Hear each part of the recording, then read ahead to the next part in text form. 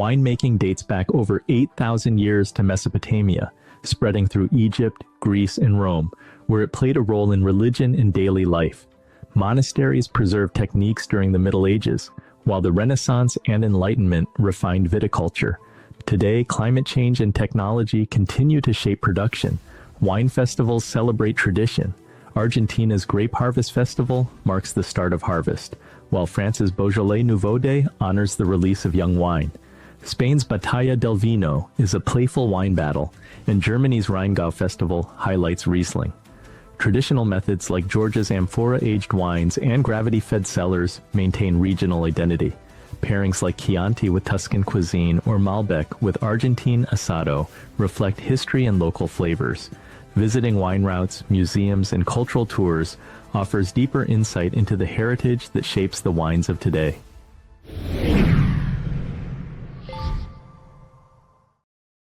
Amanda, are there wine festivals in Argentina or Chile that especially are impactful in showcasing the traditions?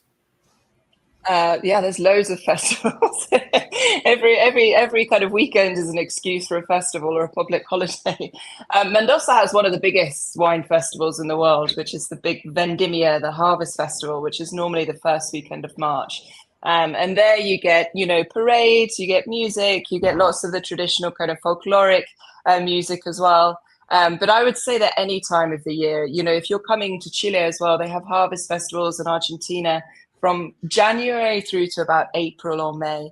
And those are really nice opportunities to kind of see how the pueblo, how the kind of town celebrates and how local people celebrate.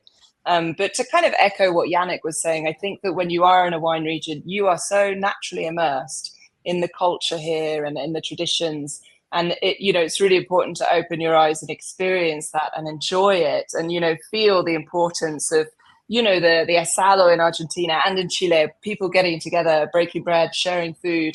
When I was in Georgia, which is also an incredible wine region, wine regions to visit, the supra there, the big kind of feasting together.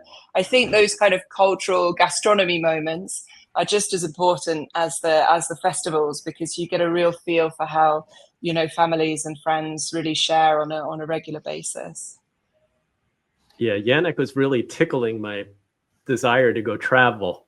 And I'm curious, Yannick, do you have a personal story where that cultural backdrop of a wine region really elevated your experience there?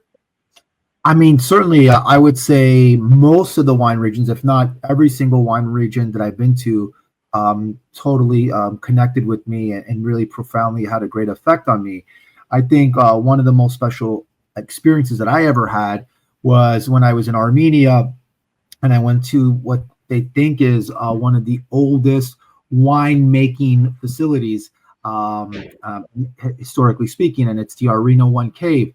And so, to get up there, because I'm a full-time wheelchair user, required a lot of work. And so, along with a good friend of mine, we made it up to the top, and then I had to bump myself back down. But going into this cave that was well over 6,000 years, really kind of in the middle of nowhere, was just so fascinating. And it just kind of really enforced within me how important it is that we have to try to preserve this legacy and this part of the world where really I think the civilization of wine began here in this whole kind of Armenia, Georgia, the Phoenicians in Lebanon, and you just mentioned Mesopotamia. And so when I got back, I just kind of really had this moment of enlightenment, and I just kind of talking about going into the deep diving into research and all that. That's what I've done, and that's what I continue to do. And I just that definitely was an awakening for me. Yeah, it's hard to wrap one's head around. Is Armenia, that's 4,000 BC or something? Before man invented the wheel. Yes, people were making wine in Armenia. Exactly. Wow.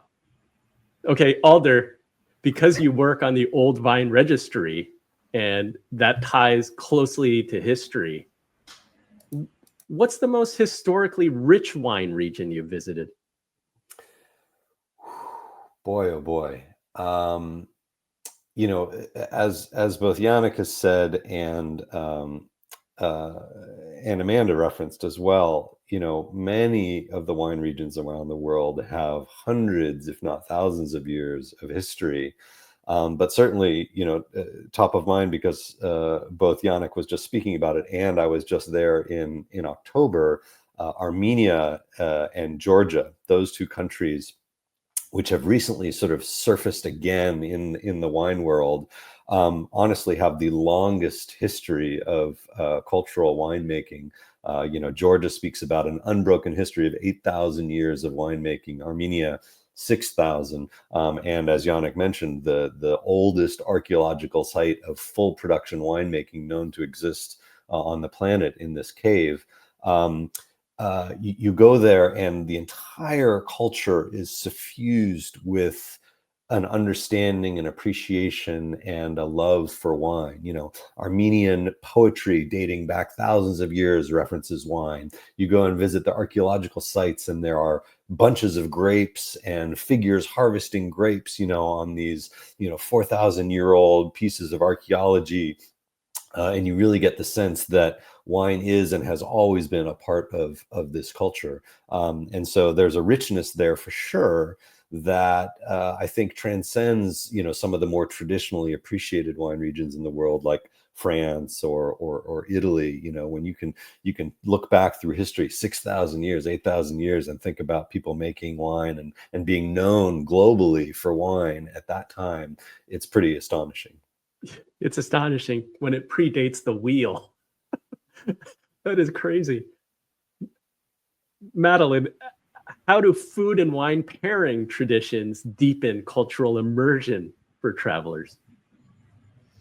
I mean, I can't tell you how many times I've served people when I was working in restaurants who'd be like, the wines were so good when I was there. I don't remember any of them, but they were amazing and they're better than what I have over here. And I think it's an interesting point, but when you are outside of your comfort zone and you're in a place where you're tasting new foods and you're tasting new wines, something magical kind of happens. And that's very true when you travel to a place, to immerse yourself in the local foods and try to understand what the local specialties are. And my example is this. I'm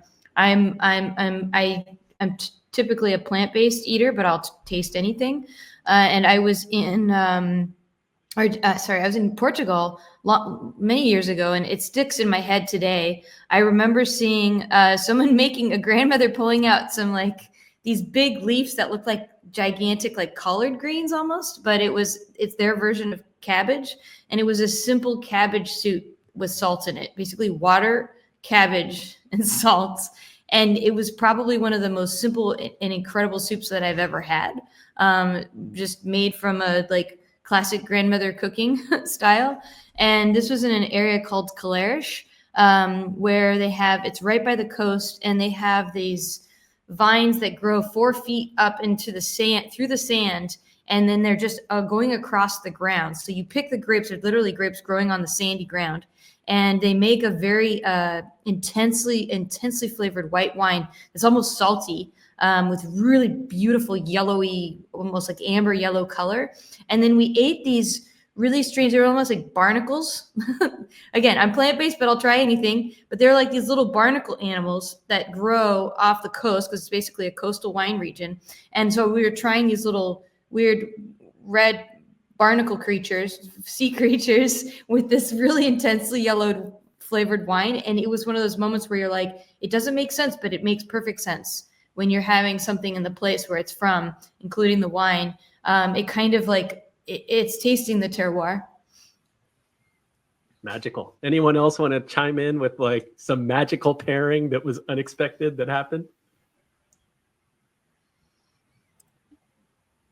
Not necessarily a magical pairing, but I really do think that the local food influences the wine as well. I think sometimes we often kind of mysticize wine a lot to talk about just the soils and the climate, and we forget to talk about the people, the human element, which is just as important. And I think, a lot of people ask me, for example, why Tannat is the champion of Uruguay. And yes, it works really well in the climate and with the soil and the different kind of areas that you have, but it works really well with the diet, which is like eating a lot of steak. You know, they eat more beef per capita than any other place in the world. So of course, a rich, you know, lovely feist eaten out with tannins and acid and you know, plenty of flavor is going to work really nicely with, you know, a slow roasted beef. So I think sometimes the diet, the gastronomy also really influences the style of wine that comes from that region. And those pairings can be magical. And every time you taste those wines, it takes you back to that moment that you were eating that dish. Makes sense. Yeah, we should ask the sommelier about pairings. Yeah. I mean, I was in Istanbul 2 years ago. I mean, obviously that whole, you know, that part of the world, when we were talking about Persian cuisine and the Middle East, I think it's a cuisine that we often, I mean, I think a lot of people do know about it, but we don't talk enough about how incredible and how enhanced they become, especially if you get the right glass of wine. And kind of going to Amanda's point, while I was there, all I drank was Turkish wine, but indigenous grapes. And that was really a very special experience. Of course, here I was in one of the most magical cities in the world, you know, sort of where East meets West.